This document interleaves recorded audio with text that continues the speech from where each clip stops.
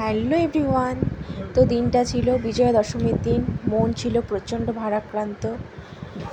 এই পুজোর দিনগুলো যে কী করে পেরিয়ে যায় বুঝতেও পারি না। আর সবথেকে বড় কথা, এই সময় কী বার সেটা মনে থাকে না, শুধু মনে থাকে আজ ষষ্ঠী, আজ সপ্তমী, আজ অষ্টমী, আজ নবমী, আজ দশমী।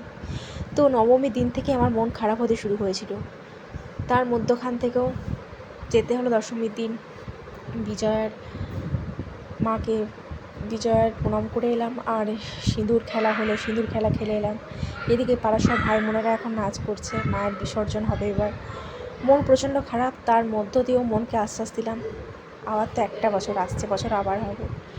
তো যাই হোক, মা আমাদের সবাইকে আশীর্বাদ করুক যেন আমরা সবাই ভালো থাকি, পৃথিবীর সবাই যেন ভালো থাকে আমরা। তো যারা আমার থেকে বড়, আমি বড়দের জানাই আমার প্রণাম, ছোটদের জানাই আমার অনেক অনেক ভালোবাসা, বন্ধুদের জানাই শুভ বিজয়া। তো ব্লগটা এখানে শেষ করছি, দেখা হচ্ছে নেক্সট কোনো ব্লগে। তো চলো টাটা, আর বলছি আসছে বছর আবার হবে।